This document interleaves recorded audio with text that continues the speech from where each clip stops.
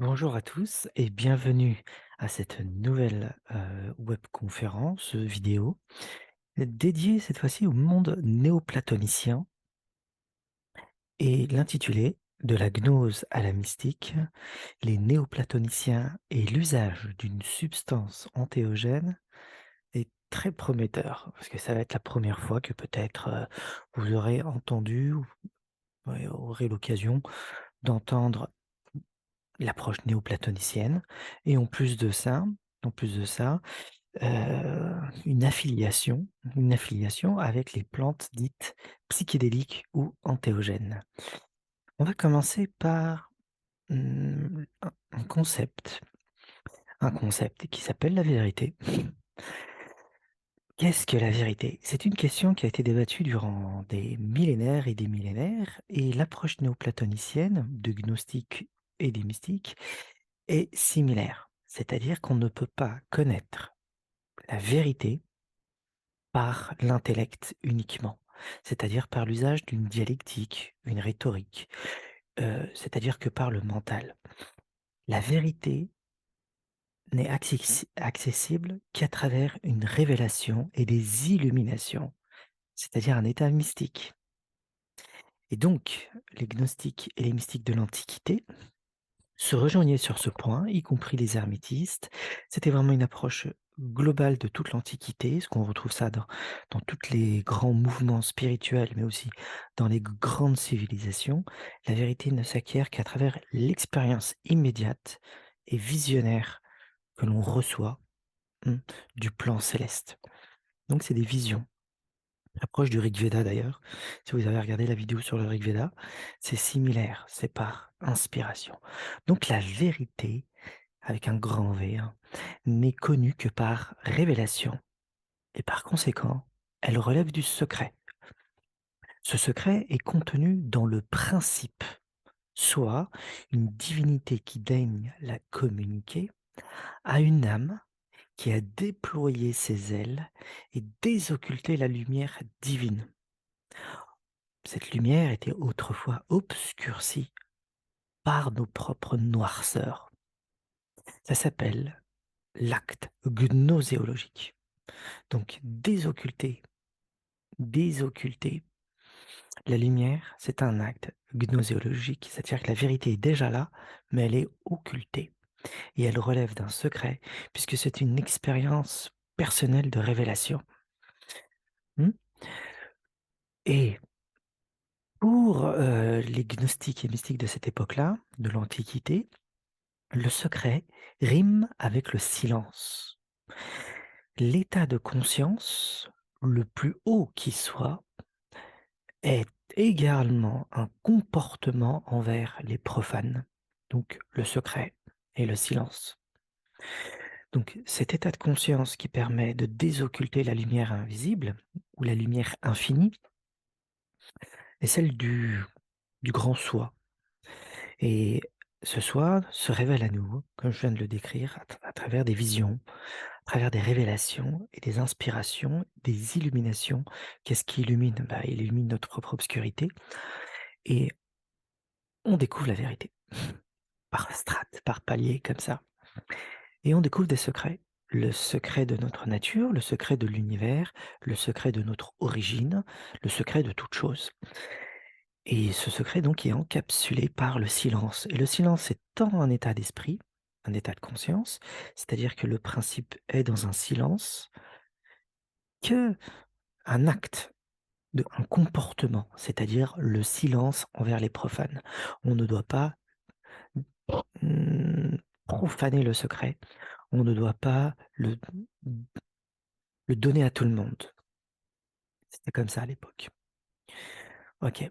La gnose antique diffère de celle d'aujourd'hui, mais profondément. La gnose moderne se cantonne à une mentalisation, un jeu intellectuel. C'est-à-dire que le connais-toi toi-même de la gnose, eh bien, est cantonné aujourd'hui à un exercice intellectuel. Psychologie, on connaît sa propre psychologie, on connaît son propre mode de fonctionnement. Et en cela, pour avoir des très grands noms, de connaître à toi-même de la gnose, approche gnostique d'aujourd'hui, elle diffère énormément parce qu'il n'y a aucune révélation, aucune inspiration, aucune illumination. Voilà, donc ça, c'est un très grand point à noter parce que la gnose antique, c'est illumination et révélation à travers des images qui viennent du plus haut, des cieux et ces images reflètent la vérité, hein, on va en parler après. Très bien.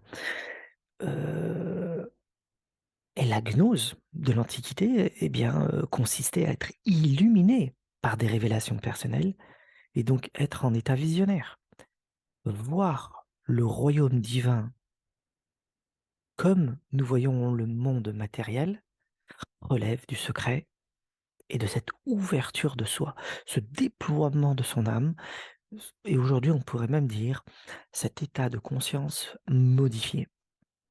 On voit, on entend, nos sens sont déployés vers des états plus subtils et donc on entend, on voit, on ressent et nos 5 sens sont affinés jusqu'à pénétrer dans l'antre de la divinité. Et donc l'hermétisme, la gnose chrétienne, les cultes à mystère, l'alchimie, le néoplatonisme, etc. partageaient cette même idée. C'est la réintégration de son petit moi et le retour de notre propre esprit au plérôme divin. Hmm. Bon, il y a plusieurs conceptions de la gnose dans l'Antiquité. Il y a la gnose de type chrétienne, qui est très connue, avec des textes découverts à Nag Hammadi, les apocryphes. Cette gnose chrétienne est du type dualiste, c'est-à-dire qu'il y a un Dieu créateur et il y a un Dieu maléfique qui n'est qu'une hypostase de cette divinité-là, mais qui n'a pas su reconnaître la lumière primordiale. Et elle s'est rebellée et elle a désiré créer quelque chose qui s'appelle la matière.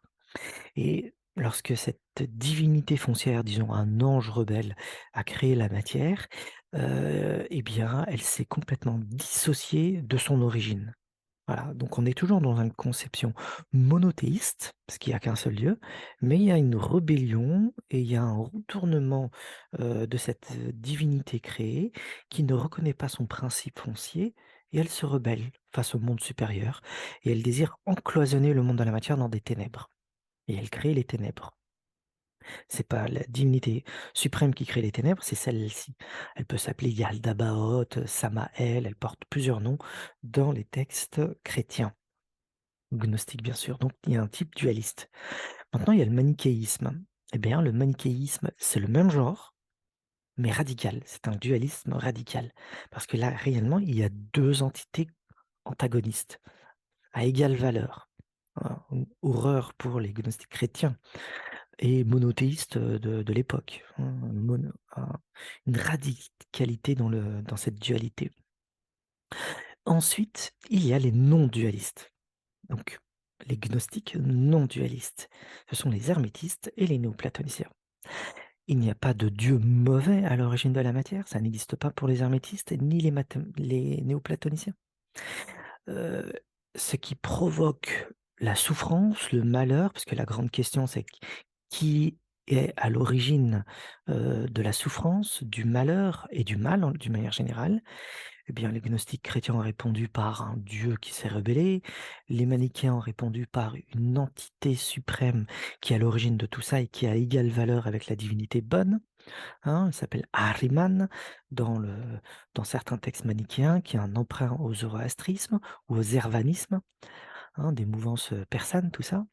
Tandis que les hermétistes et les néoplatoniciens n'ont pas répondu de la même manière par rapport à l'origine du mal. L'origine du mal, c'est la matière.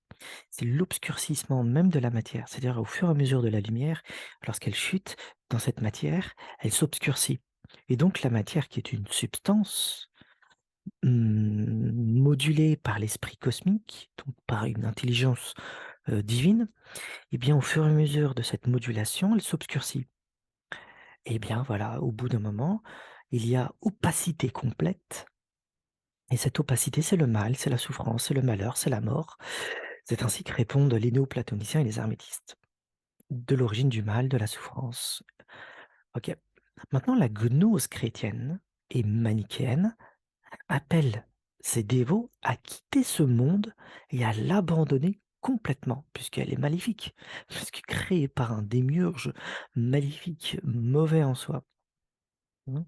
Il y a le Dabaoth pour les gnostiques chrétiens ou Samaël, qui veut dire l'aveugle. Hein. Et pour les manichéens, le principe du mal même, c'est lui qui a donné naissance à la matière. Donc cette matière n'a aucune valeur. Ok, donc Hem, la matière n'a rien de bon en soi, vous voyez? Donc il faut la quitter et l'abandonner. Maintenant l'approche des gnostiques, hermétistes et néoplatoniciens, elle est inverse. Ces gnostiques convoquent leurs dévots à revenir sur terre. Pourquoi faire? Bah, à la transfigurer, à la sublimer. Cela consiste à faire descendre le royaume divin sur terre et irradier la matière sombre jusqu'à la rendre totalement lumineuse. Donc c'est un retour. Vous voyez, ça c'est une grande différence entre les gnostiques chrétiens et manichéens et les gnostiques hermétistes et néoplatoniciens. Très grande différence d'approche. Hein. Donc la matière n'est pas mauvaise en soi, c'est un support, un miroir pour l'esprit divin. Et ce support et ce miroir, il est opaque lorsqu'il descend, mais il peut être transfiguré et sublimé lorsque les âmes remontent et redescendent sur terre. Et c'est le rôle de tout être humain. Le rôle de tout être humain, c'est de transfigurer, de sublimer cette matière. On pourrait même dire de faire descendre la divinité suprême sur terre et la rendre lumineuse. Elle est emprisonnée, cette lumière, eh bien, elle s'élève sur la terre et elle commence à s'élever comme un soleil au petit matin et illumine toute cette obscurité. Et la lumière est sur terre. C'est une approche très différente, hein, des autres gnostiques que l'on vient de décrire. Bon, ok. De plus, nous avons toujours cru en Occident que la gnose antique avait disparu. Les chrétiens ont fait leur travail, c'est-à-dire les chrétiens qui ont gagné la partie face aux gnostiques chrétiens et puis tous les autres courants, les païens et tout.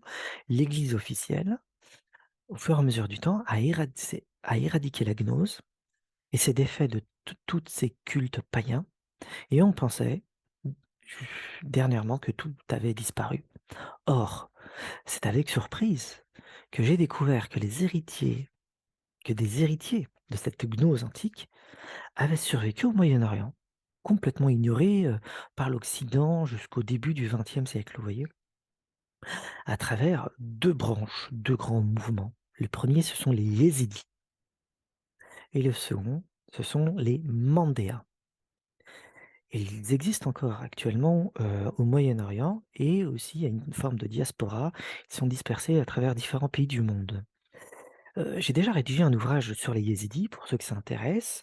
Les derniers gnostiques du Moyen-Orient, les Yézidis, édition Hermésien, disponible partout. Et je compte un jour consacrer la deuxième partie d'un ouvrage qui suit les Yézidis, pas consacré aux Mandéas. Et ça va venir, hein, il suffit que je m'y mette et ça pourra se faire. Il existe aussi toute une palette de mouvements ésotériques au Moyen-Orient qui héritaient également de la gnose antique. On parle des Druzes, par exemple, des Ismaéliens, des Chiites, des Alévis, et il y en a plein d'autres comme ça.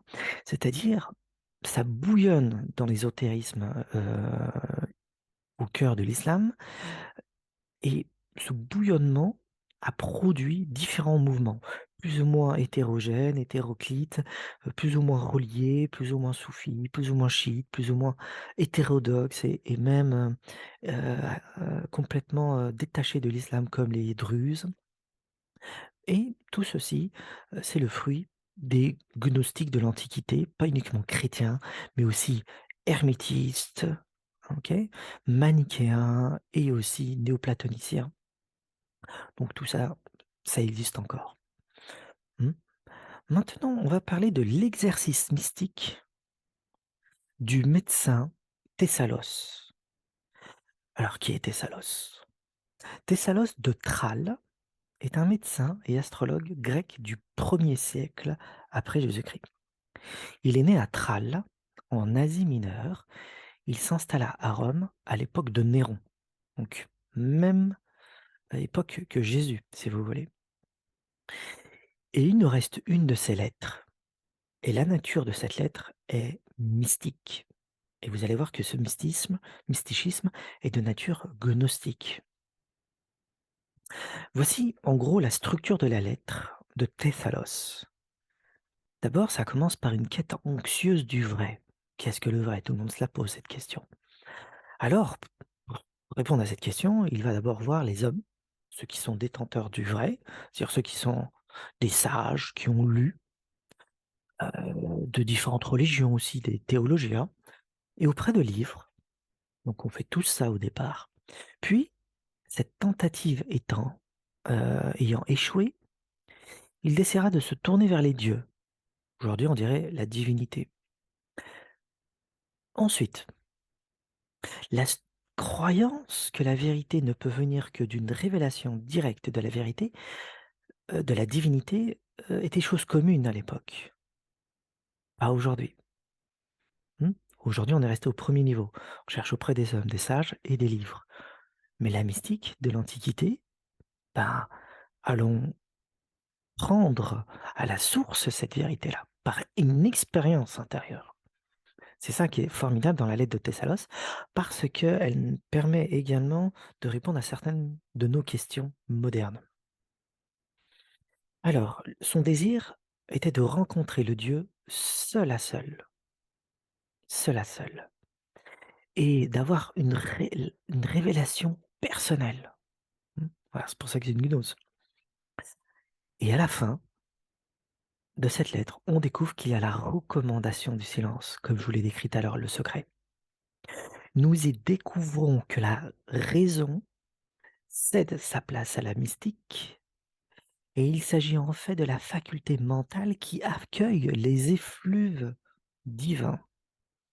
Donc le mental n'est pas en contradiction avec l'expérience mystique, ou la raison, si vous voulez, puisque l'élaboration de la rationalité est une préparation à la rencontre divine. C'était le programme des hermétistes, le programme des néoplatoniciens. C'est ce qui nous concerne aujourd'hui, surtout c'est les néoplatoniciens.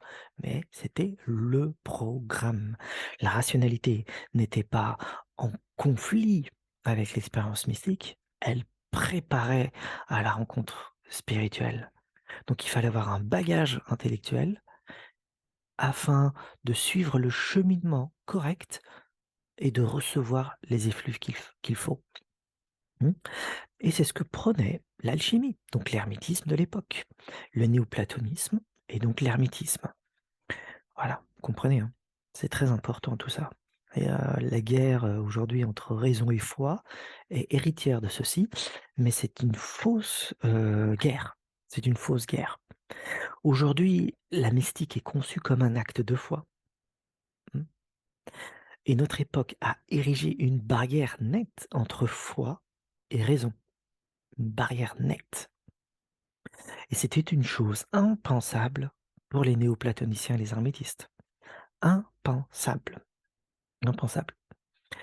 En fait, l'acquisition de la science prépare les esprits à la rencontre divine, comme je vous l'ai signalé, et le savoir, à partir de là, acquis, parce que le savoir, ça s'acquiert, auprès des hommes ou auprès des livres, c'est la première phase de la lettre de Thessalos, eh bien ce savoir se transforme par expérience en connaissance intérieure. La connaissance, c'est ce qui vient de l'intérieur, alors que le savoir, c'est ce qui vient de l'extérieur.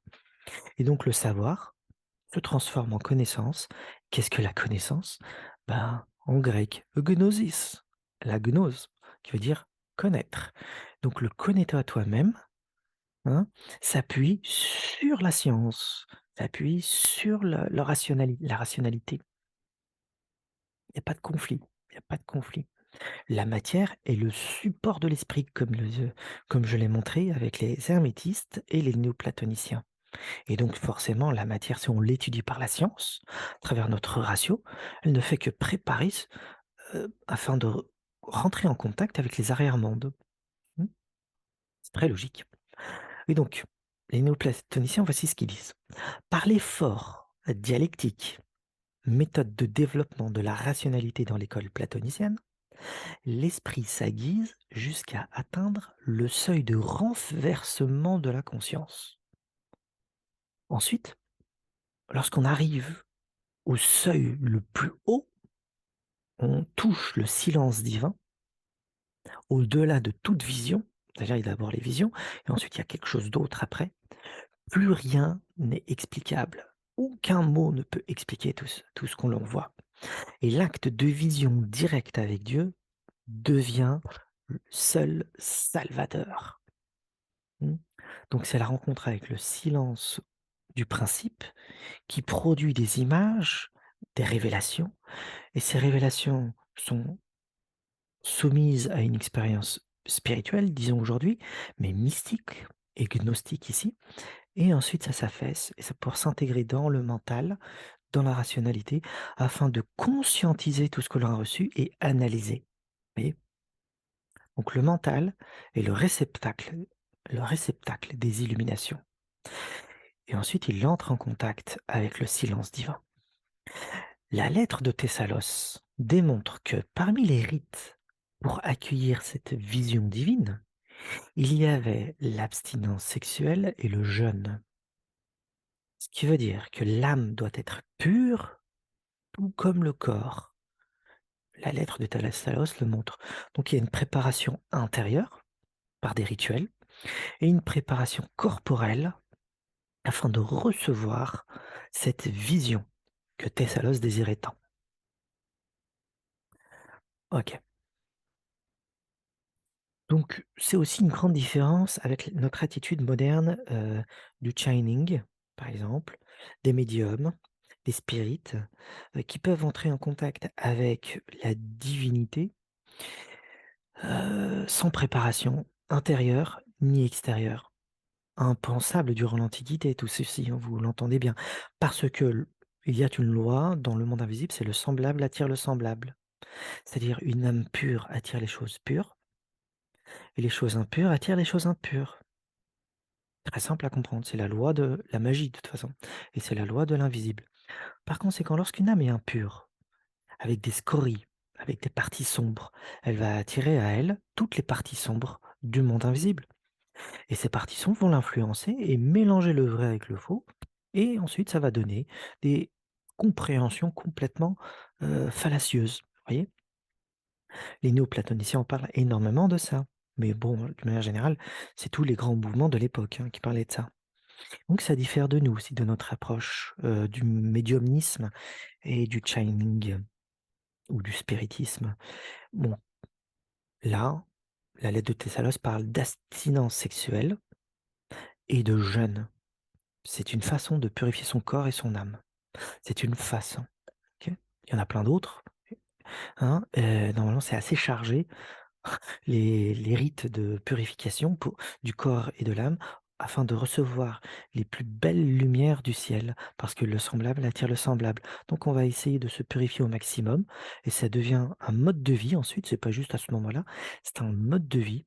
Eh bien, quotidiennement, on fait attention à ce qu'on pense, les émotions également et les désirs, et on essaye d'éclaircir tout ça afin de conscientiser son propre contenu psychique et de conscience, et d'épurer au fur et à mesure sa part d'ombre, et de l'épurer afin de l'éclaircir.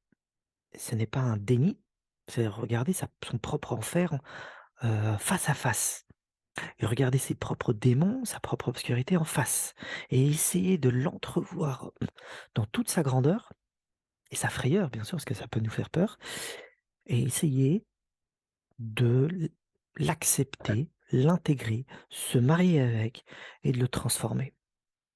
Purifier, c'est ça. Ok. Une remarque concernant la pratique mystique. Le contexte où se déroule le rite est très important, puisque l'environnement influe sur l'expérience. C'est-à-dire que selon le lieu et le moment où se déroule le rite, l'expérience se révèle être différente pour le praticien. et cela même s'il s'agit d'une méthode similaire et accomplie par les mêmes protagonistes. À la manière de l'épigénétique qui active ou inhibe les gènes, selon les personnes, l'expérience ne sera jamais identique si le contexte est différent. Vous voyez? Donc, l'environnement influence l'expérience. Si on est à la maison et qu'on produit ces rites à la maison, et il n'y aura pas la même expérience que si nous accomplissons ces rites dans un milieu naturel, la forêt, le désert, les montagnes. Et chaque lieu a un effet différent. Maintenant, l'effet de groupe aussi joue, tout seul ou en groupe. L'effet expérientiel ne sera pas le même. Et également l'alimentation. Si on mange certaines choses, eh bien l'expérience ne sera pas identique par rapport à si on jeûne. Vous voyez, c'est l'épigénétique de l'expérience spirituelle. Et donc, tout compte du point de vue extérieur. Et ceci, nous en faisons abstraction dans le monde moderne encore. C'est-à-dire que on oublie que ce n'est pas que le rite qui compte, c'est aussi l'environnement dans lequel le rite est situé et accompli. Ainsi s'expliquent les différences d'expérience entre le chamanisme, par exemple, en forêt, le chamanisme fait à la maison, dans le désert ou ailleurs. C'est-à-dire que l'expérience ne sera jamais la même parce que le lieu de l'expérience n'est pas le même. De même, pour le moment, comme on l'a décrit là, à l'instant même pour le lieu. De même pour le moment, eh bien, selon le moment de la journée ou de la nuit et des saisons de l'année, eh bien, l'expérience ne sera pas le même. Donc, le lieu compte et le moment compte dans l'expérience mystique. Et là, vous comprenez quelque chose. Eh bien, forcément, vous ne pouvez pas avoir le même résultat dans l'expérience mystique si vous êtes dans le désert, dans une forêt, à la maison, et si vous le faites même pas au même moment, et vous accomplissez pas les mêmes rituels faits de la même manière. C'est ce qu'on appelle l'épigénétique spirituelle. Et là, c'est nouveau pour beaucoup de personnes. J'ai jamais lu ça nulle part. C'est moi qui l'introduis, et j'essaye de le faire connaître, parce que c'est un caractère important dans l'expérience spirituelle. OK? Mmh. Maintenant, on va parler de cette absorption de l'antéogène chez les néoplatoniciens. Eh bien, avant d'en parler profondément, je fais juste une parenthèse. Heu, Tout ce que l'on vient de décrire, eh bien, les néoplatoniciens accomplissaient des rites, faisaient des rituels donc, selon des lieux particuliers, en des lieux particuliers et en des moments propices. Et ils absorbaient, non pas en ingestion, mais ils inhalaient des produits, de nature antéogène. On va en parler après la lettre de Thessalos, mais la lettre de Thessalos sous-entend qu'il y avait une expérience mystique sous antéogène et sous-entend parce qu'il le fait à un moment particulier, à un lieu particulier et comme ça se situe en Égypte, eh bien, on retrouve des traces de cette inhalation par des encens de produits psychotropiques ou psychotropes, donc des antéogènes. OK? Donc ça, c'est la parenthèse. C'est important à savoir. OK? Donc l'absorption ou l'inhalation n'ont pas les mêmes effets, je le répète, selon le lieu et le moment. OK. Bah, il en est de même pour la méditation ou la transe. Le lieu et le moment comptent et l'expérience ne sera jamais la même selon le lieu et le moment. Vous aurez plein de réponses maintenant, peut-être pour comprendre pourquoi il y a tant de différences dans l'expérience mystique. L'âme s'imprègne de l'environnement immédiat, naturel et culturel et se voit être orientée et teintée de cette empreinte. C'est très important. Là, on est vraiment dans une méthodologie du fonctionnement de l'expérience mystique. Le fonctionnement, comprendre ce fonctionnement-là permet de déceler toutes les variations de l'expérience spirituelle, de l'expérience mystique ou gnostique, et de concevoir pourquoi il y a tant de différences dans les approches. Que ça soit transe, que ça soit méditation, ou à travers des entheogènes ou non, vous voyez? Ou aller dans un temple, ou aller dans la nature tout simplement, eh bien, en état de méditation, en stase ou en extase, eh bien, c'est parce que le lieu et le moment comptent. Comprenez? Donc l'environnement naturel s'inclut avec la culture dans cette expérience environnementale immédiate, parce que l'âme va s'imprégner de cet environnement. Cela explique également les différences entre l'expérience mystique des diverses confessions. Par exemple, un mystique chrétien, musulman, juif ou de toute autre confession voit son âme se teinter de sa propre culture et de son environnement immédiat.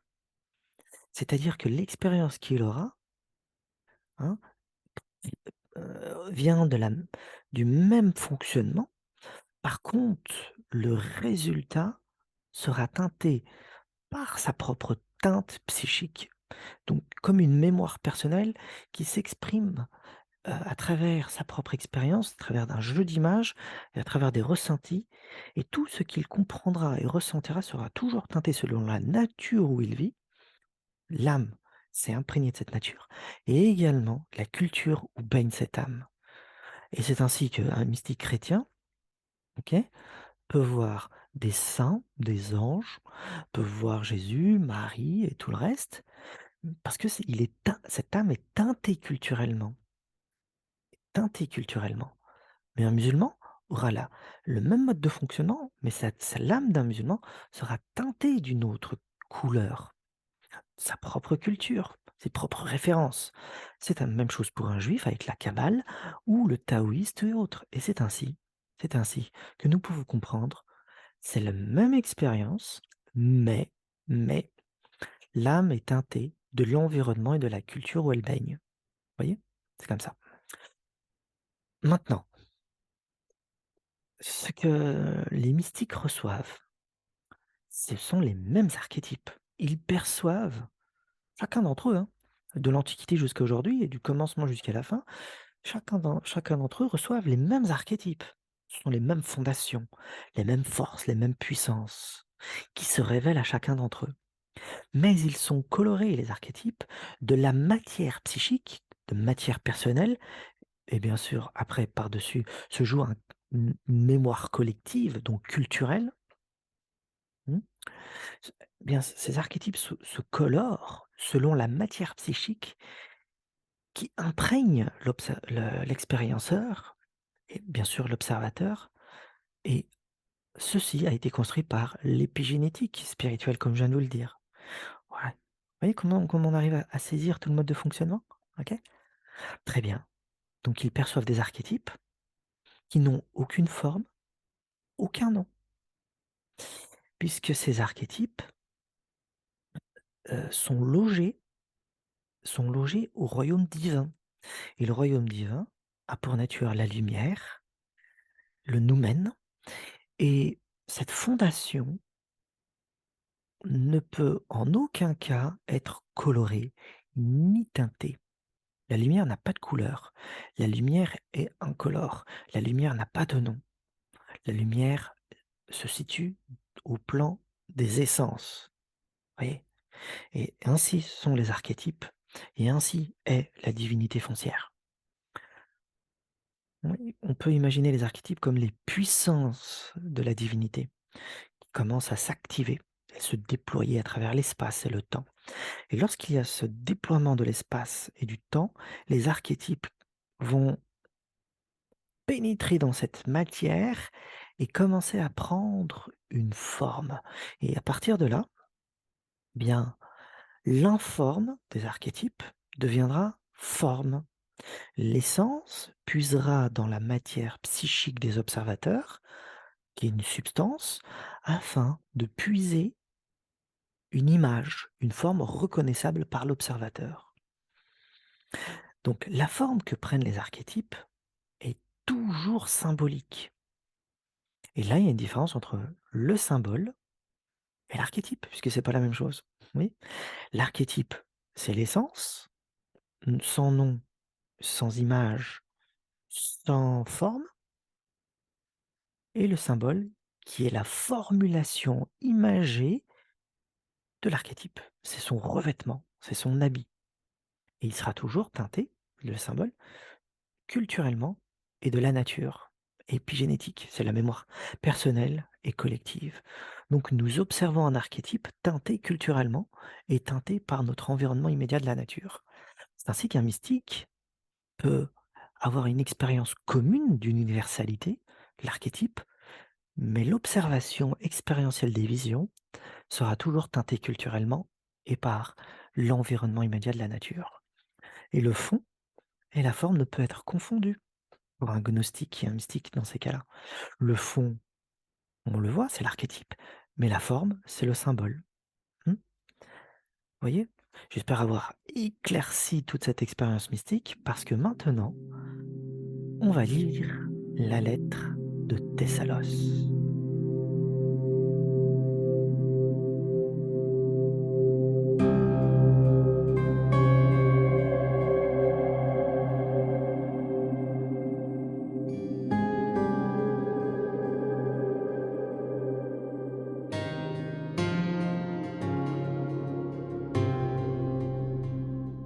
Beaucoup ont essayé, durant leur vie, Auguste César, de livrer le secret de bien des choses merveilleuses, mais aucun d'eux n'a pu encore mener au terme son projet à cause des ténèbres fatales qui vinrent couvrir son esprit.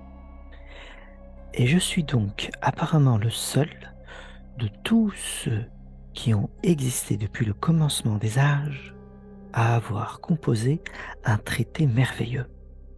En effet, bien que j'eusse entrepris une tâche qui passe les bornes des forces humaines, j'ai su la couronner de la fin qui lui était due, non pas, il est vrai, sans beaucoup d'épreuves et de périls.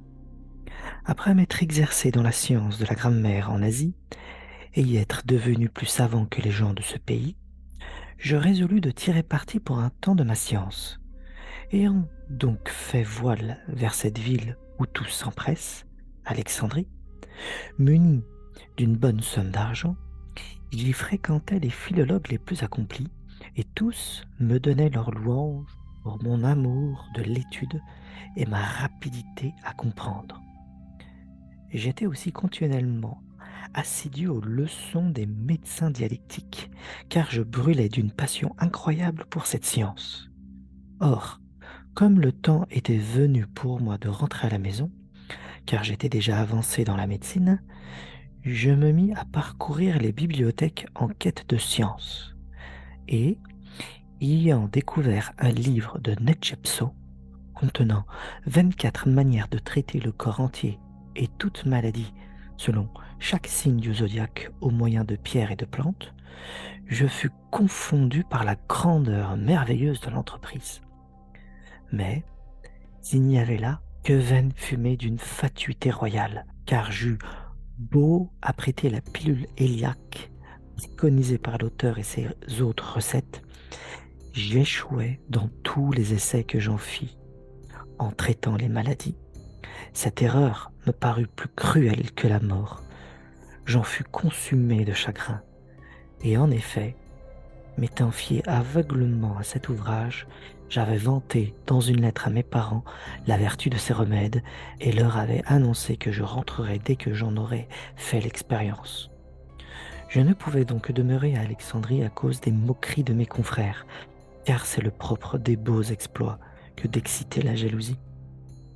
D'autre part, je n'étais plus pressé de rentrer à la maison, puisque j'avais été convaincu d'incapacité à tenir mes promesses.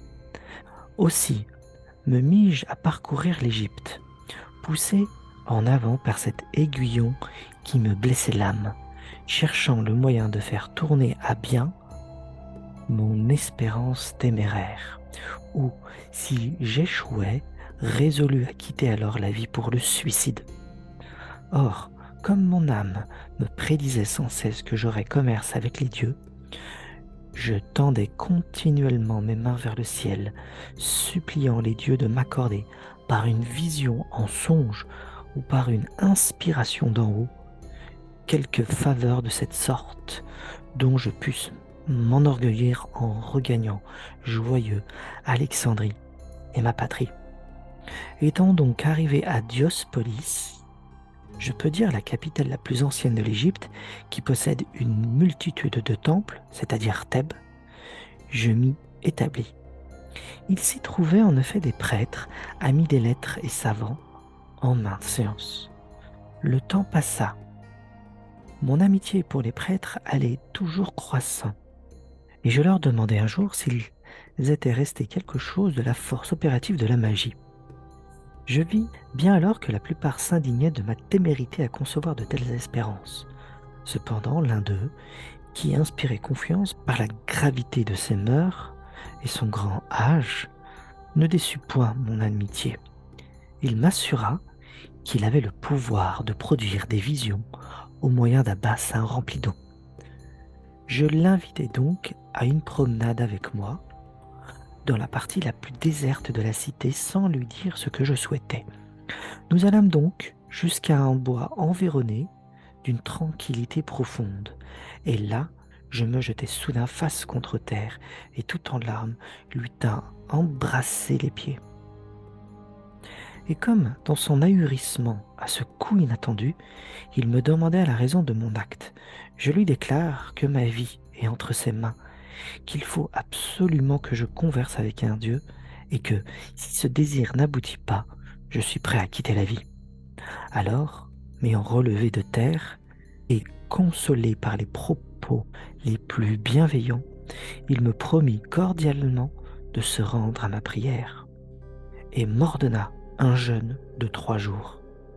Et moi, l'âme toute fondue à l'annonce de cette promesse, je lui baisais la main et le comblais de remerciements, pleurant comme une fontaine. Car c'est une loi de la nature qu'une joie inespérée provoque plus de larmes que le chagrin. Puis, étant sortis du bois, nous commençâmes de jeûner, et ces 3 jours, dans l'impatience où j'étais, me parurent autant d'années. Quand fut venu le 3e jour, parti dès l'aurore, j'allais saluer le prêtre. Celui-ci avait préparé ma chambre, bien propre avec tout ce qu'il fallait pour la consultation. De mon côté, toujours prévoyant, j'avais apporté sans le dire au prêtre du papier et de l'encre, pour prendre des notes, le cas échéant, de ce qu'il serait dit. Le prêtre me demanda si je voulais conserver avec le fantôme de quelque mort ou avec un dieu. Avec Asclépios, lui dis-je, ajoutant qu'il mettrait le comble à ses bienfaits s'il me laissait communiquer avec le dieu seul à seul. Il me le promit sans plaisir. Les traits de son visage le montraient bien. Mais enfin, le promit. Là-dessus, m'ayant enfermé dans la chambre et commandé de m'asseoir face au trône où le dieu devait apparaître, il évoqua Asclépios grâce à la vertu des vocables mystérieux, puis sortit en fermant la porte à clé. Et j'étais donc assis, anéanti de corps et d'âme, à la vue d'un spectacle si merveilleux que nulle parole humaine ne saurait rendre les traits de ce visage, ni la splendeur des ornements qui le paraît. Quand le dieu, ayant levé la main droite, me salua en ces termes: Ô bienheureux Thessalos, aujourd'hui un dieu t'honore, et bientôt, quand ils auront appris ta réussite, les hommes te tiendront en référence comme un dieu. Interroge-moi donc sur ce que tu veux, je te répondrai de bon cœur sur toute chose. Pour moi, je pouvais à peine parler, tant j'étais hors de moi, et tant j'avais l'âme fascinée par la beauté du Dieu. Néanmoins, je lui demandai pourquoi j'avais échoué en essayant les recettes de Netshepso. Sur quoi le Dieu me dit: le roi Netshepso, tout comme fort sensé qu'il était, et en possession de tout pouvoir magique, n'a cependant point reçu de quelque voix divine aucun des secrets que tu veux entendre. Doué d'un naturel sagace, Il avait compris les affinités des pierres et des plantes avec les astres, mais il n'a pas connu les moments et les lieux où il faut cueillir les plantes. Or, la croissance et le dépérissement de tous les fruits de la saison dépendent de l'influx des astres. En outre, l'Esprit divin que son extrême subtilité fait passer à travers toute substance se répand en particulière abondance dans les lieux qu'atteignent successivement les influx astraux au cours de la révolution cosmique.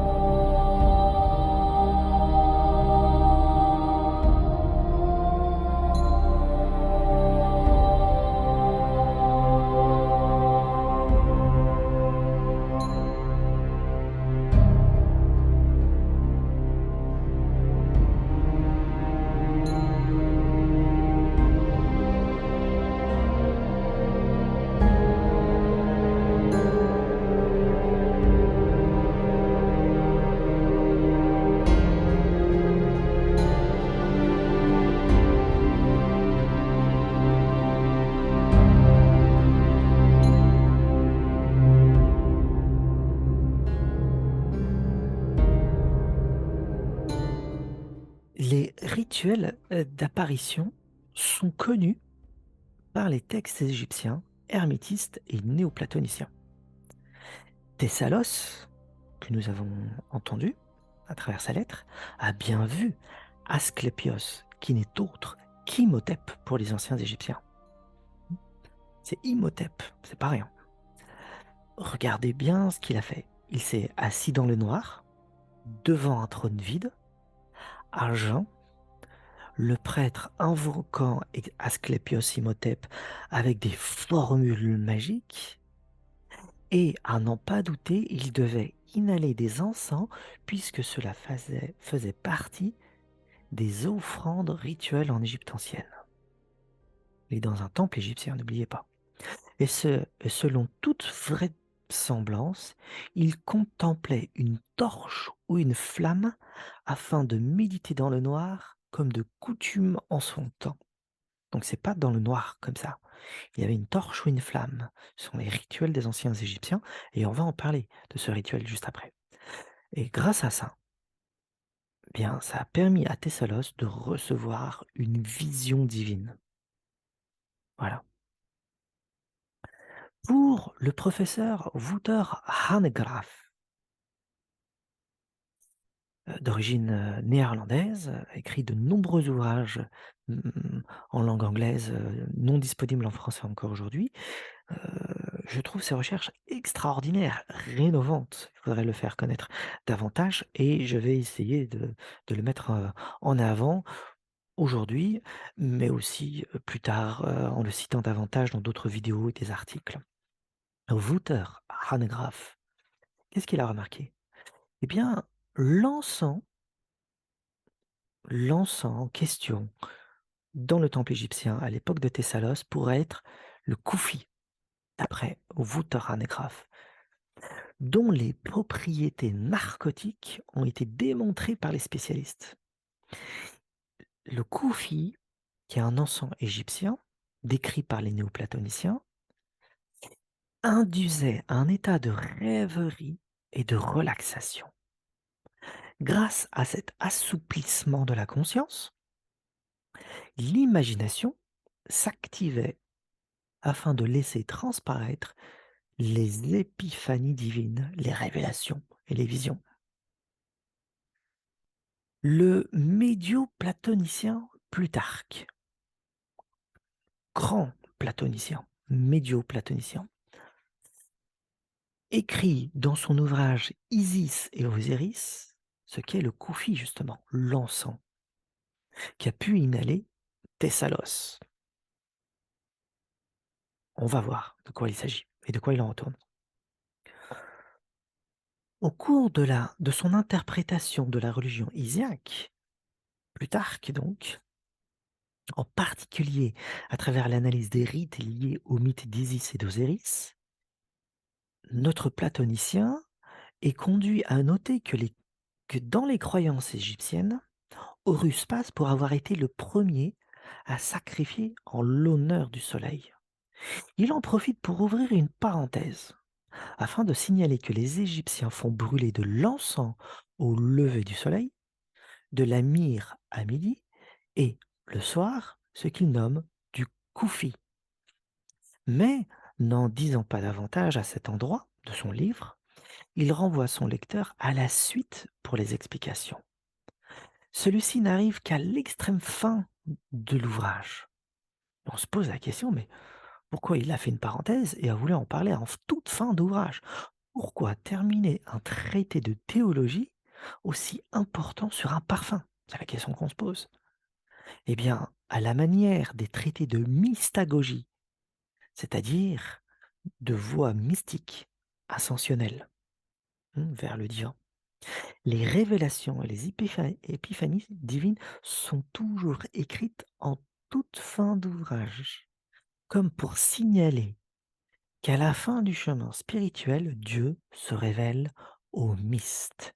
Myste, mystère. Myste, mystique. Myste est étymologiquement lié au mot silence en grec. Mostéos, silence, muet. Muet, silence. Mystique, myste, initié, secret. Tout ceci fonctionnait ensemble. Il y avait toute une sémantique, hein, pour parler de ces mystères. Et le koufi était un encens qui permettait d'entrer dans un état second. C'est ça que ça signifie, dans un état onirique, prêt à recevoir cette révélation. Et dans son ouvrage Isis et Osiris, voici les constituants du koufi. Et dans l'ordre de la recette dont Plutarque souligne qu'il ne doit pas rien au hasard. Donc les ingrédients sont symboliques aussi. Miel, vin, raisin sec, souchet, résine, myrrhe, genêt épineux, cécélie, lentisque, goudron, jonc, patience, grand genévrier, petit genévrier, cardamome et roseau. Ce mélange d'ingrédients porte une valeur symbolique qui fait la synthèse des 4 éléments de la matière. On retrouve la résine et la myrrhe associées au feu solaire. Et à leur côté se rencontre l'air, représenté par les abeilles, qui fabriquent le miel. La terre avec le goudron et l'eau avec le souchet, le cécélie, le jonc et le roseau. Il s'agit ainsi d'évoquer un composé de substances provenant de toutes les formes de la matière, et ce parfum réunit en lui la totalité du monde dans ses 3 parties, le sous- la partie souterraine, terrestre et céleste, les 3 mondes connus, hein, par les peuples de l'Antiquité. Les 3 mondes, qui font référence également à nos 3 mondes intérieurs, à nos 3 constituants, le corps, l'âme et l'esprit. Ainsi, l'esprit fait référence au ciel, l'âme fait référence à l'atmosphère ou souterraine, et terrestre fait référence au corps, au soma. L'odeur inhalée du koufi ouvre donc les portes de la connaissance, de la gnose, selon Plutarque. Et Thessalos a dû en inhaler. Alors, il y a plein de choses à dire sur le koufi, hein, pas uniquement sur le plan symbolique, mais aussi sur le plan somatique, sur le plan psychique également. Et cela aussi renvoie à tout un codage symbolique sur le cosmos, mais je ne vais pas trop m'attarder dessus, je resterai sur les notes que je viens de dire. Le koufi permet de déployer ce qu'on appelle l'organe de l'âme, d'après Plutarque, qui est l'imagination. L'imagination, c'est l'organe de notre âme. C'est l'organe sensitif de notre âme. Et donc le koufi permet de l'activer, permet d'activer l'imagination afin d'y accueillir la divinité lors d'une épiphanie qui se joue dans l'espace imaginal. Ce qui se révèle au monde imaginal, qui est le monde intermédiaire entre l'esprit et le corps, puisque l'âme est ici, et l'imagination, c'est l'espace de cette âme, c'est l'organe de déploiement de cette âme. On va appeler le monde imaginal. C'est Henri Corbin qui dit ça.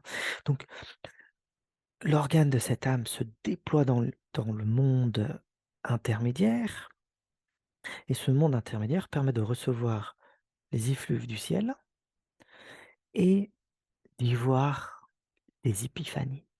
Alors il faut purifier l'organe, tout comme il faut purifier, son âme, comme on l'a signalé tout à l'heure par des rituels. Mmh? Ça ne se fait pas n'importe comment. Et donc comme il y a un monde intermédiaire décrit comme étant imaginal, le monde imaginal, eh bien il y a un monde en nous qui correspond à celui-ci et qui est en syntonisation avec lui, c'est l'état onirique. C'est notre âme qui syntonise avec cet état onirique. Et l'état onirique, c'est le monde imaginal. Et c'est le monde dans lequel nous pénétrons lorsque nous réintégrons l'unité. C'est le voyage vers le monde imaginal et ensuite vers le royaume de l'esprit. Donc d'abord on est sur la terre, c'est le plan de la matière. Et ensuite il y a le monde imaginal, c'est le royaume onirique. C'est là où sont déployés les symboles, entre autres. Les archétypes viennent du royaume de l'esprit et les archétypes se déploient dans le monde imaginal et revêtent des formes symboliques. C'est dans le monde imaginal. Donc lorsque nous pénétrons dans le monde imaginal, nous voyons des archétypes qui sont revêtus de formes symboliques. Et ensuite, il y a tout un codage, une forme de langage qui s'institue, qui s'installe dans ce monde-là. C'est le mythe. Le langage du mythe, c'est le langage du monde imaginal. C'est le langage des rêves, donc onirique. Pardon. C'est le langage des rêves, donc onirique. Et là, ça nous emmènerait très très loin pour remettre les choses en place. Que nous vivons dans un monde fragmenté et nous séparons le monde des rêves du monde imaginal, l'état mystique et l'état de rêve, alors qu'en fin de compte, c'est un retournement de la conscience. Lorsque nous rêvons, nous pénétrons dans le monde imaginal et notre imagination est activée dans le monde des rêves lorsque nous rêvons. Mais c'est la même fonctionnalité lorsqu'il y a un état mystique. En réalité, l'état mystique, c'est une désoccultation de l'état onirique ou de cet état de conscience dilaté. Le jeu n'est plus un jeu en tant que tel, il devient pluriel. Il est tous les personnages, il est tout ce qu'il voit, il construit même le paysage, et dans le monde imaginal, aux premières échelles de ce monde-là, au départ, nous construisons des choses. Et ensuite, plus nous montons, plus nous recevons quelque chose de autre, de différent, de l'altérité. C'est la purification qui nous permet d'entrer en contact avec la vérité, la gnose. Vous voyez, au départ, on est encore embué et on produit notre propre créativité. Oui, l'espace imaginal est important. Donc, ce qui relève au monde imaginal consonne avec notre état du moment. Le philosophe Henri Corbin explique que l'imagination active est essentiellement puissance médiane et médiatrice, de même que l'univers auquel est ordonnée et auquel elle donne accès est un univers médian et médiateur, un intermonde entre le sensible et l'intelligible.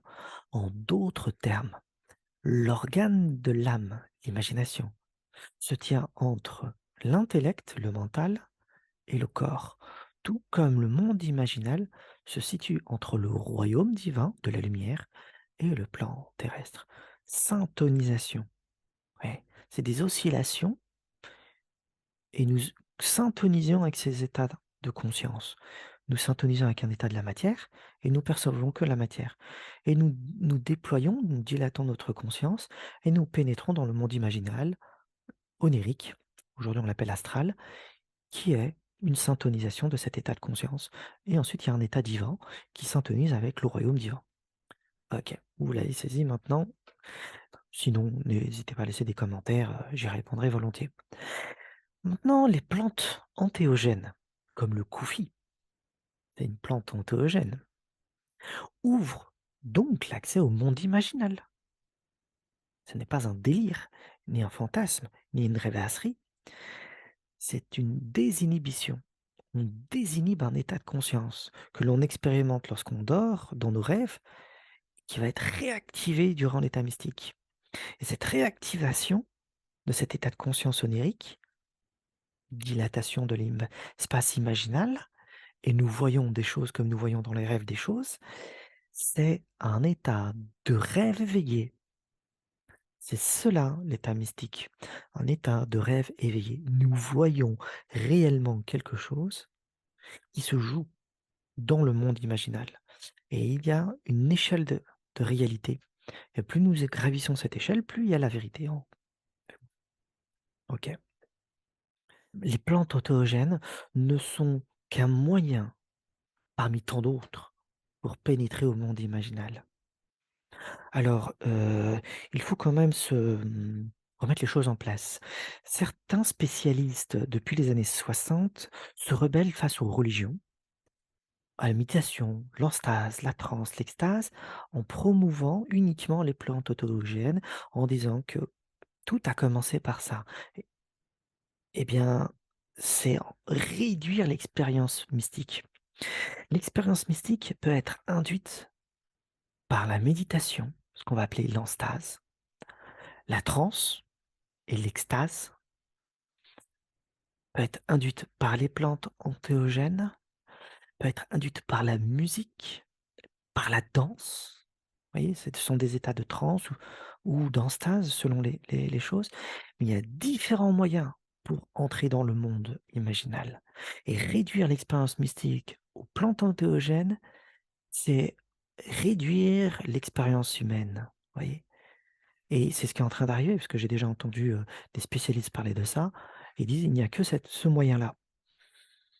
Voilà, l'humanité n'a pas eu accès au royaume imaginal qu'à travers des plantes autéogènes, mais aussi par la méditation, le yoga, c'est un exemple, le tai chi, l'enstase, la transe, l'extase chamanique. Tout ceci sans plantes entéogènes, hein, par la danse, la rythmique de la danse, ou par la musique, hein, comme les crécelles, permettent d'entrer dans l'état onirique et de pénétrer dans le monde imaginal.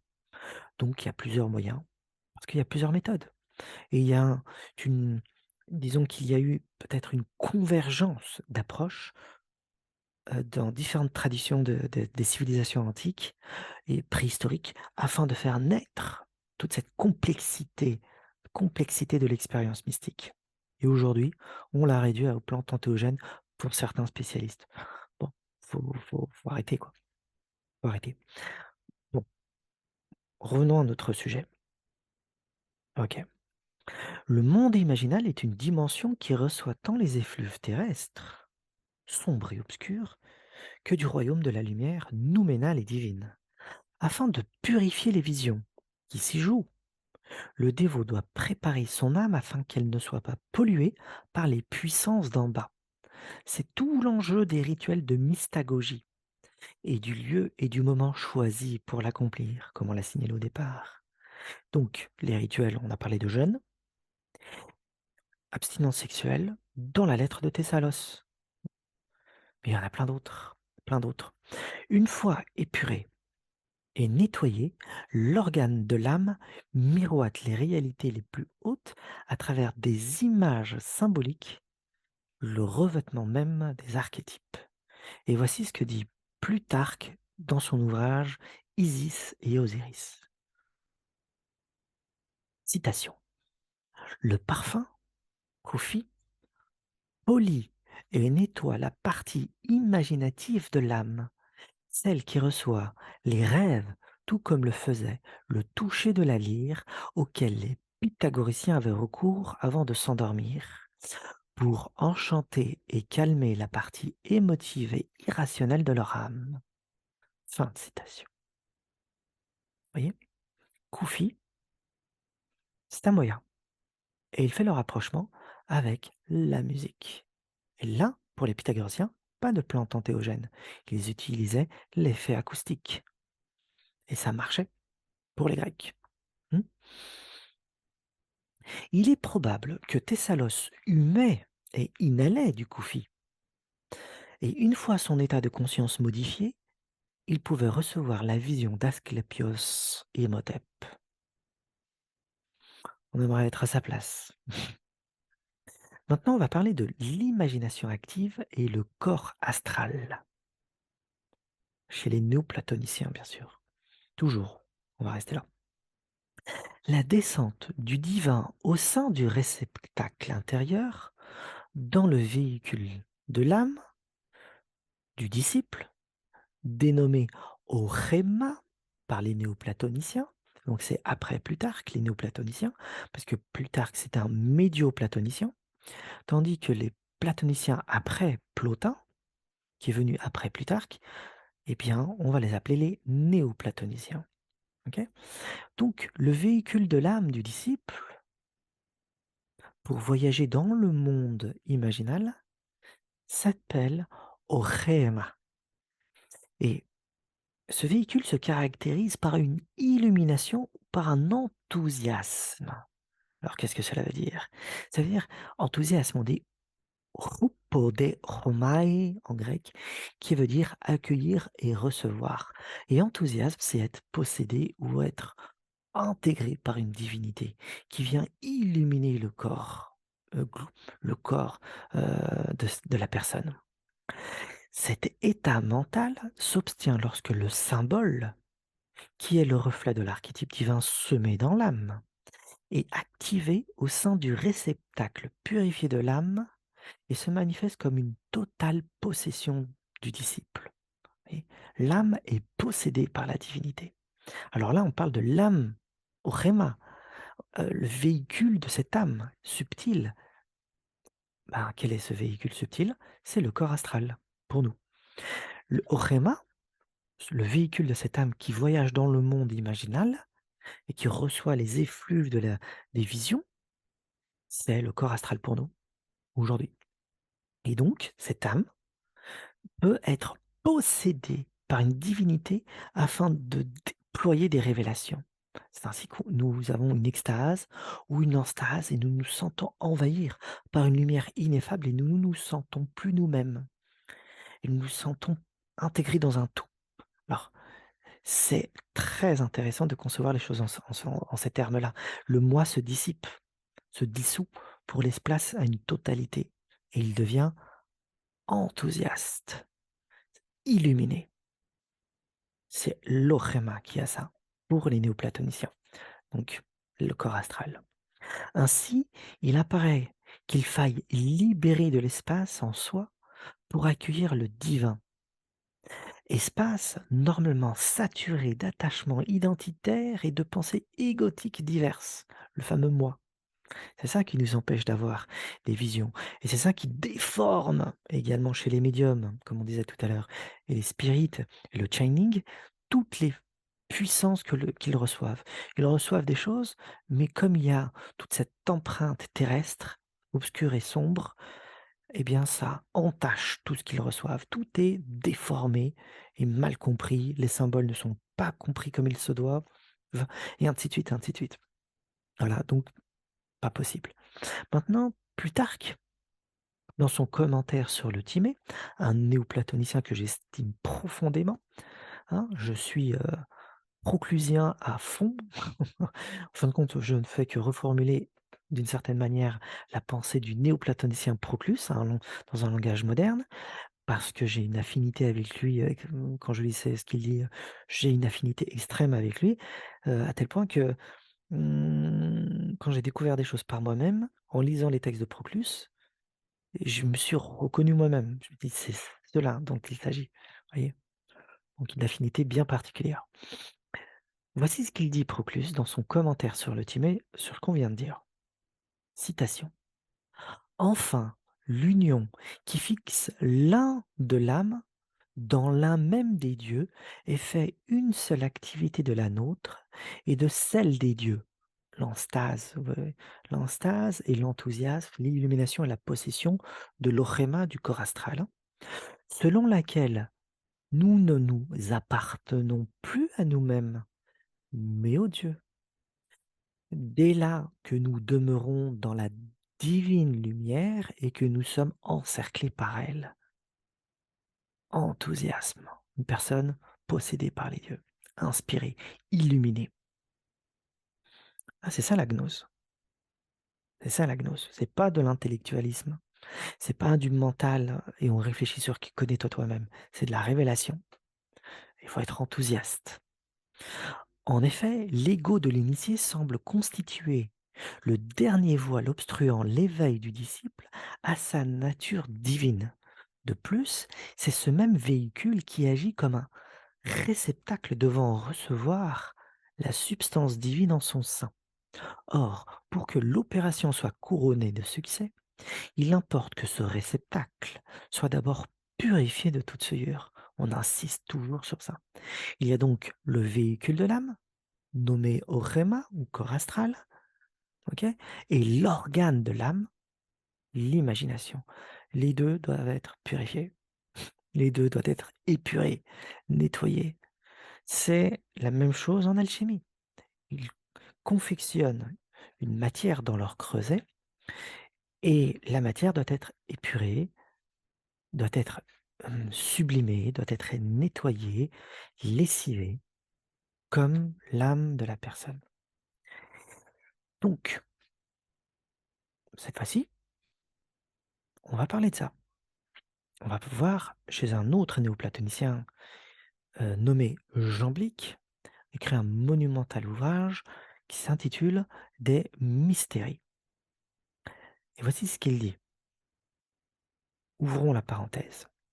C'est elle, je présume, qui illumine de lumière divine le véhicule éthéré et lumineux, au Rhéma, qui enveloppe l'âme, à la suite de quoi les apparitions divines suscitées par les dieux, par la volonté des dieux, prennent possession de notre puissance imaginative.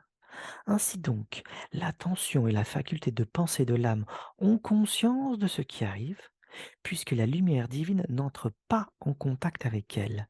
Mais ce qui est saisi par l'enthousiasme, c'est l'imagination. Parce que l'imagination est éveillée, non pas par elle-même, mais par les dieux, à des modes d'apparition qui sont totalement différents de ce qui est habituel pour un homme. Quelquefois même, ils se servent de certaines drogues qui sont appropriées aux dieux, que l'on va faire venir, ou bien d'incantations ou de rites de conjonction, eux aussi élaborés, tant pour les préparatifs de la réception que pour la présence des dieux et leur apparition, l'apparition des dieux. Quelquefois encore, ils transportent la lumière à travers l'eau, parce que par sa transparence, elle est bien disposée à recevoir la lumière. Ok. Donc il discourt là sur différents moyens et techniques et méthodes pour entrer en contact avec la lumière. Et on parle bien de quelque chose de pur, toujours quelque chose de pur comme support. L'eau est pure, on la nettoie, transparence, eh bien l'âme doit être équivalente, elle doit être transparente, pure. Et l'ochema doit être de même. Et là, que remarquons-nous? L'imagination est le miroir de l'ineffable. Les archétypes sans forme prennent forme par l'organe de l'âme. L'imagination joue un rôle actif dans la révélation de la connaissance, de la gnose. Mais pour le faire efficacement, il est nécessaire que le myste génère l'état d'aptitude et la capacité de recevoir cette connaissance inspirée, de transformer l'imagination en un véhicule de compréhension par le biais d'une réforme éthique à son corps, de ses émotions et de ses pensées. C'est-à-dire qu'on nous incite à nous sublimer nous-mêmes, à sublimer notre propre matière psychique et ensuite à transfigurer cette matière psychique en un second temps afin d'être et de côtoyer les dieux. Vous voyez? C'est un acte alchimique tout ça. Chez les néoplatoniciens, c'est identique. OK. Mais selon une conception intégrale de la pensée beaucoup plus large et profonde que le seul exercice du discours rationnel, comme le veut aujourd'hui, et grâce à ça, cela provoque et intègre et coordonne simultanément la sensation, l'émotion et la réflexivité dans une coordination et sublimation de sa matière psychique. Et ensuite, second temps, je le répète, transfiguration de soi. Ça demande du temps pour faire accomplir tout ça. Le véhicule subtil de l'âme, Orema, d'autres vont l'appeler le pneuma, le souffle, est censé descendre des étoiles et activer l'imagination humaine. L'imagination active ou créatrice se révèle donc faculté de divination par excellence. L'imagination divinise, elle est hiératique, c'est-à-dire sacrée. Hiératique, sacrée. Elle est théurgie ou action divine, dynamique et créatrice. Et là, vous remarquez que le rôle de l'imagination n'a absolument rien à voir avec une forme de rêvasserie. Nous sommes dans une activation de cet imaginaire, activation de l'imagination, afin que nous puissions rentrer en syntonisation avec les parties les plus hautes du monde imaginal. Une fois parlé de nos modalités de conscience, de sa fonctionnalité et de la réception de la connaissance divine, on vient de le faire, l'heure est venue d'évoquer une technique fort ancienne pour accueillir l'épiphanie divine sur un support matériel, d'après les néoplatoniciens.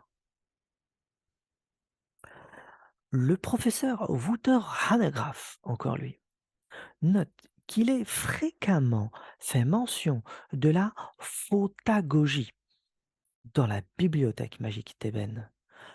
Nous retrouvons semblable idée chez les néoplatoniciens comme Jamblique et Proclus, lesquels l'ont intégré dans leur art théurgique, l'art de haute magie. Et l'art théurgique, c'est l'art de la divinité même, offerte par les dieux. L'art offert par les dieux. Pour revenir à Thessalos, en faisant de multiples recoupements d'informations, nous pouvons émettre l'hypothèse que l'apparition divine s'est faite à travers une méditation sur une flamme ou une torche. La divinité s'y déploya, elle étincela et brilla de plus en plus en épousant la forme de la lumière perçue, la flamme ou la torche. Et la lumière fonctionne comme un support de réflexion pour la divinité, à la manière de l'organe de l'âme. Cela permit à Thessalos d'avoir cette expérience mystique, une vision provoquée tant par les effets de l'antéogène, du Koufi, que par la préparation et la technique. De la même manière que l'Orema, le corps astral humaine, s'illumine par la mise en activité de la divinité, le corps éthérique Orema d'Asclépios Imhotep descendit dans le monde imaginal et ensuite descendit dans le support terrestre de cette flamme ou de cette torche, support igné, afin d'y apparaître. Et voici comment Thessalos perçut dans la flamme un déploiement progressif de la lumière divine archétypale déployée à travers une forme ritualisée, symbolique, théurgique, et il perçoit la divinité. Et le néoplatonicien Jamblique affirme que la lumière extérieure affecte la lumière contenue dans l'âme, donc l'orema, ce qui permet au Dieu de prendre corps en notre imagination et de produire des épiphanies. On appelle ça photagogie. Photagogie. C'est un exemple de manifestation épiphanique à travers un acte de rituel théurgique dans un temple égyptien, connu et décrit dans les temples égyptiens, bibliothèque magique thébaine dit Wouter Hanegraaff. Les néoplatoniciens l'enseignaient également et le faisaient, et ceci était accompagné du koufi, d'une plante antéogène, afin de faciliter cette venue des dieux, et il y avait une préparation corporelle et psychique. Et là, vous êtes en plein mystère, vous êtes dans des cultes à mystère, vous êtes dans le mystéos, le silence, et mystique, mythe, muet, silence, et le langage du mythe, qui a pour même racine que le myste et la mystique, et le muet, le silence, pourra déployer un langage symbolique, des révélations. Et tout ceci, c'est une expérience mystique aujourd'hui, hein. On trouve ça uniquement dans des écoles à mystère, de type moderne, théurgique ou haute magie, dans des écoles, spécialisées pour ceci, secrètes bien sûr, ou pour des praticiens qui le mettent en place chez eux. Et comme je vous l'ai signalé, le milieu, et le moment, eh bien, n'a pas le même effet. Donc même seul ou en groupe, ça n'a pas les mêmes effets. Mais continuons, ce que je viens de dire. Tout se joue donc au sein du monde imaginal, dans cet intermonde où le ciel lumineux descend sur terre et la terre s'élève vers le royaume divin. Ça descend et nous on monte. Le Dieu descend, là c'est Asclépios Imhotep, il descend à travers une flamme et nous on monte. Et on se rencontre et il y a une forme d'enthousiaste, forme d'épiphanie divine qui se joue dans le monde imaginal. Et la réalité matérielle commence à changer. L'état de conscience est modifié. La matière psychique épurée offre un polissage de l'organe de l'âme et alochéma. C'est ainsi que la conscience se voit transportée au monde imaginal afin de rencontrer l'archétype divin, lequel a revêtu une forme reconnaissable par l'observateur lors de cette expérience mystique. C'est cette même expérience que tout ésotéricien de toute confession rencontre. Kabbalistes, soufis, chiites, théosophes, illuminés comme Jacob Böhm ou Swedenborg, yogis, taoïstes, etc. Ils ne sont pas obligés de faire ce rituel en particulier, mais c'est une manifestation de la divinité qui est fonctionnelle selon les mêmes règles que l'on vient de dire. Vous voyez? Ok. Et nous allons terminer sur la théologie de la lumière divine, comprise par les mystiques de l'Antiquité et ceux d'aujourd'hui. Il y a un prolongement de la théologie de la lumière, parce que les archétypes sont de nature lumineuse, Dieu c'est que de la lumière, c'est une lumière consciente, de pleine conscience, et donc la théologie de la lumière est importante parce que les épiphanies divines c'est de la lumière. La lumière ne peut être vue, elle illumine l'obscurité et voile son contenu, lequel se teinte de toute la gamme chromatique.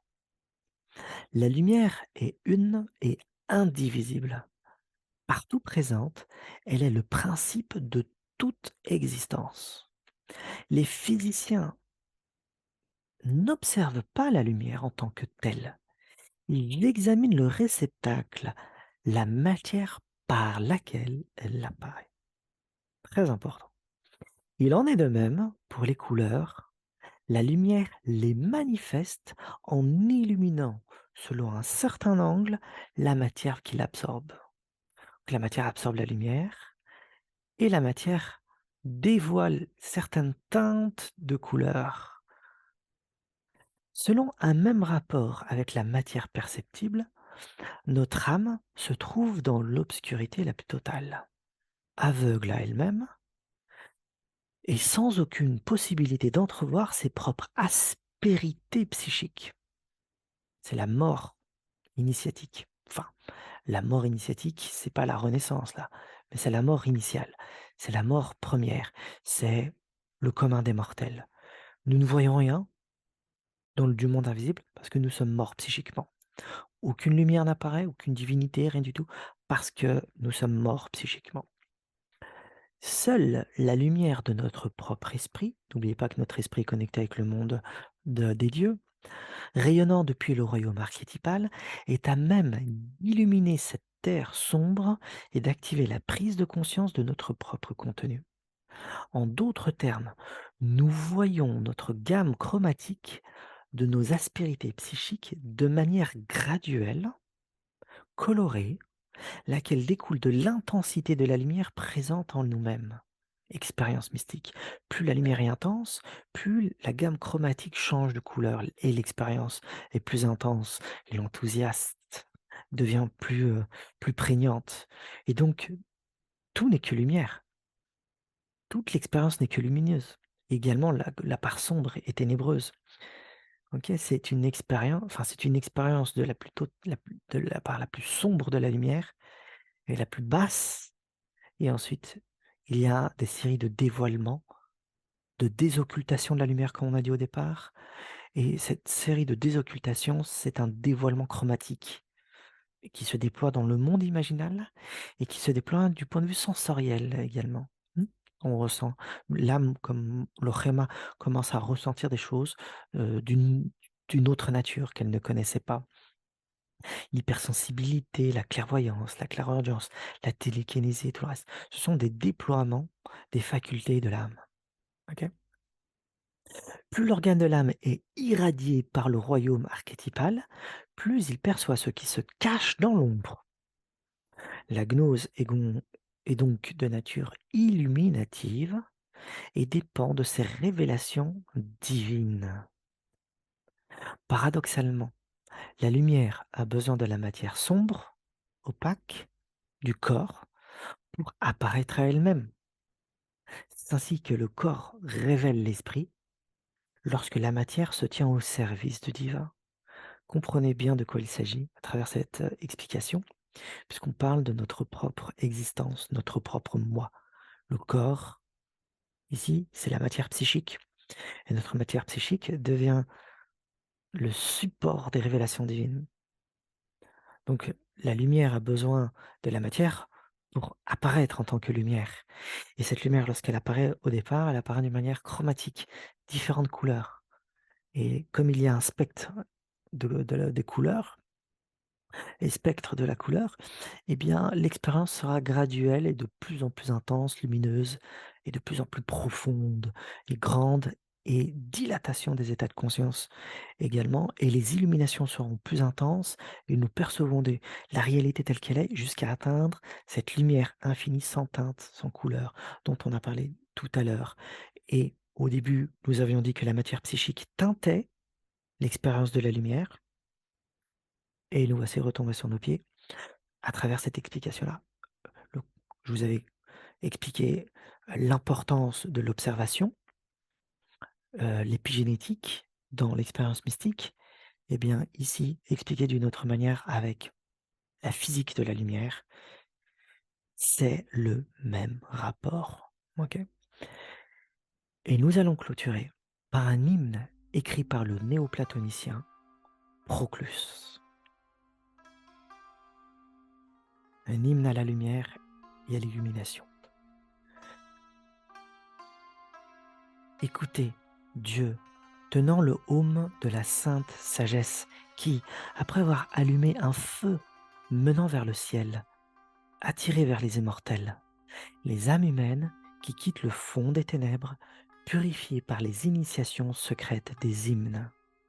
Écoutez, grand Sauveur, et accordez-moi, à partir des livres sacrés, une lumière pure qui dissipe le brouillard, afin que je reconnaisse bien un Dieu immortel d'un simple homme, afin qu'un daimon, commettant des actes cruels, ne me tienne pas éternellement submergé dans les ruisseaux de l'oubli, alors que je suis éloigné des bienheureux, qu'un châtiment glacial ne lie pas mon âme avec les fers de la vie, qui, tombé dans les vagues du devenir glacial, ne veut pas errer trop longtemps.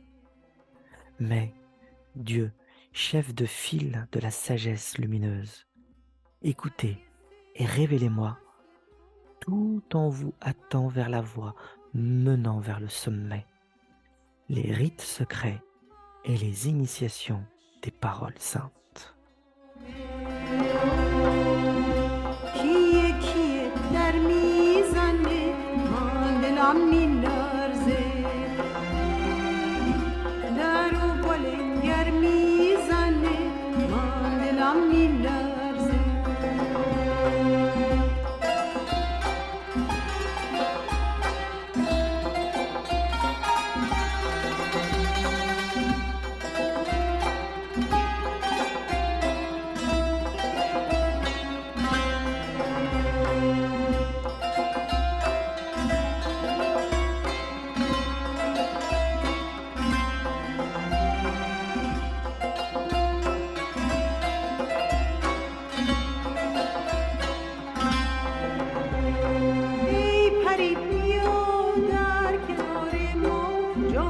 خسته را مرنجان از برم مرو خسم جان مشو تا فدای تو کنم جان از برم مرو خسم جان مشو تا فدای تو کنم جان.